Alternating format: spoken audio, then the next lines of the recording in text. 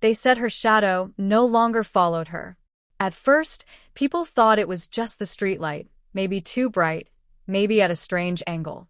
But one day, in the middle of a blazing afternoon, when the sun stood high above and every tree, car, and building had a dark twin beneath it, she alone had none. Her name was Kayamika.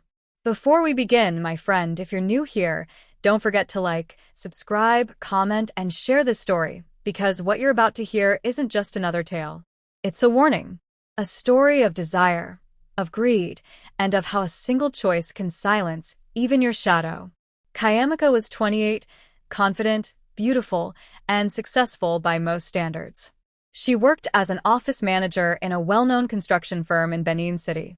Her life looked perfect on the outside: steady pay, a cozy apartment, designer handbags she saved months to buy. But deep down, she hated one thing: contentment. To her, contentment felt like failure disguised as peace. Every morning, as she scrolled through Instagram, she saw women her age in Dubai, London, and Paris, flaunting designer clothes and champagne breakfasts. They didn't look smarter than her. They didn't even work harder. But somehow they had more. And that thought gnawed at her like a rat in the dark. She began to pray, but not for peace or gratitude. No. She prayed for more.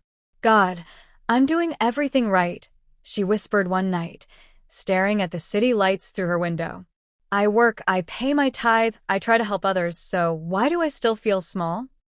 That night, after her prayer, the lights in her apartment flickered once, then twice. And when she turned, she saw something standing by the mirror, a faint silhouette, shaped like her, but its face darker than night. She blinked, and it was gone. The next morning, Kayamika brushed it off as imagination. Maybe she was tired. But as days passed, little things began to feel off. Her reflections sometimes lagged a second behind her movements. When she walked under the sun, her shadow looked slightly delayed, as if it wasn't sure it wanted to follow her anymore. Still, she kept living. Work, coffee, traffic, bills. The city moved fast, and she tried to match its rhythm. Then one Friday night, everything changed. Her friend Ivy had invited her to a birthday dinner at a new rooftop bar, the Velvet Sky. It was the kind of place rich influencers frequented. Kayamika hesitated at first, but decided to go. As she stepped out of her Bolt, the night air hit her perfume, and for the first time in a while, she felt powerful.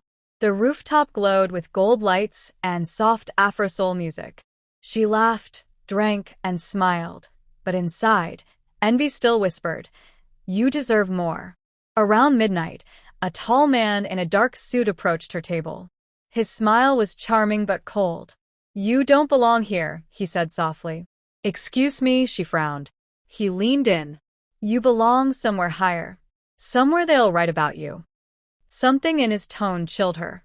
Half compliment, half prophecy. "Who are you?" she asked. He smiled. "A friend. I help people rise." She thought it was a pickup line. But when he slid a small black card toward her, her heart skipped. No number, no name, just a silver symbol, a circle with a missing shadow underneath. "If you're ever tired of waiting for luck," he said, "find me. Ask for Mr. Kuro." Then he vanished into the crowd like smoke. Kayamika laughed it off with her friends. But at 3 a.m., when she returned home, she found that same black card sitting on her dresser, though she had thrown it in her purse hours earlier. Her stomach tightened. For days, she couldn't stop thinking about the man, about what he said. Then came the Monday morning meeting, where she learned that her promotion had gone to someone else. Someone she had trained herself. That night, angry and bitter, she searched the symbol online. Nothing. But curiosity turned to obsession, and by Friday, she took a bold step. She called in sick, put on black jeans, and followed the address engraved faintly on the card's edge. It led her to an abandoned building near Silico Road, the walls marked with old graffiti. At the entrance, a single word was painted in red: trade. Inside, candles burned in a perfect circle. In the center stood Mr. Kuro, the man from the bar. He smiled when she entered. "Welcome, Miss Kayamika. I knew you'd come. Her voice trembled. What is this place? A place where dreams come true for a price. She laughed nervously. You mean like witchcraft? Call it what you want, he replied. Some call it business. Then he walked around her slowly, his footsteps echoing. I can give you everything you crave. Wealth, success, admiration. You'll never struggle again. Her pulse quickened. And what do you want in return? He paused. Just your shadow. She blinked. My what? Your shadow, he repeated calmly. It's a useless thing to most people, but to me, it holds value. In exchange, I'll bless your life beyond your imagination. She laughed again, half out of disbelief, half out of fear. You're crazy. He smiled. And yet, part of you believes me. Otherwise, you wouldn't still be standing here. Silence. The candles flickered, and her own shadow seemed to stretch, reaching toward him.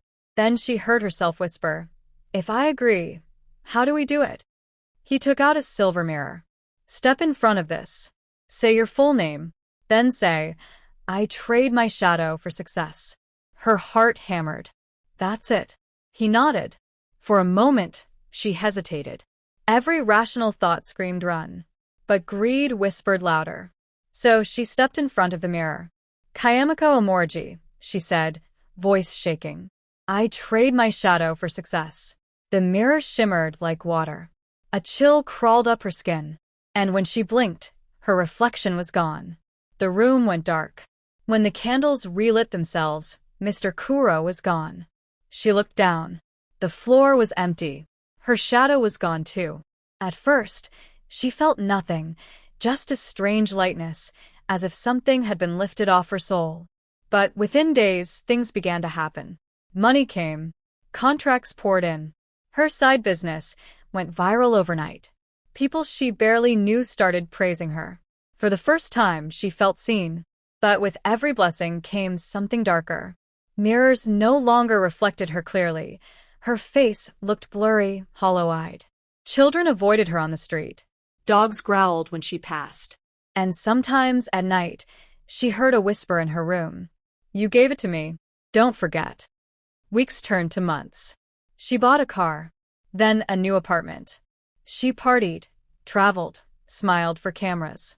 But her laughter felt hollow, like an echo in a grave. Then one morning, while trying to take a photo, she noticed something horrifying. Her body in the picture was there, but behind her, a faint dark shape lingered on the wall, smiling though she wasn't. Her heart stopped. That night, unable to sleep, she called Ivy in tears. Something's wrong with me, she said. I think I made a mistake. Chi, what are you talking about? Ivy asked, half asleep. I met someone. I did something stupid. Then the line went dead. The next day, Kayamika was found unconscious in her apartment. No injuries. Just empty. Like she had been crying for hours, though her face was dry. When she woke up at the hospital, her reflection was gone from the glass partition beside her bed. Only darkness stared back. She returned home weeks later, weak and paranoid. She tried to pray, to go to church, but the more she prayed, the more mirrors shattered in her house. Finally, she decided to find Mr. Kuro again, to beg for her shadow back. She drove to the abandoned building, but it had been demolished. Only dust and weeds remained. In desperation, she went to a church. The pastor looked at her with fear. You shouldn't have come here, he said quietly. You're not alone. What do you mean? She whispered. He pointed to the floor. Even now, something stands beside you. She looked down and saw nothing, but she felt it. A cold breath near her ear, whispering, You wanted more. Now you have nothing. The following week, neighbors found her sitting still in her living room, alive but motionless, her eyes fixed on the wall. On that wall was a message written in dark charcoal. Don't trade what makes you human for what only makes you rich. And beneath it, a faint, twisted shadow, smiling.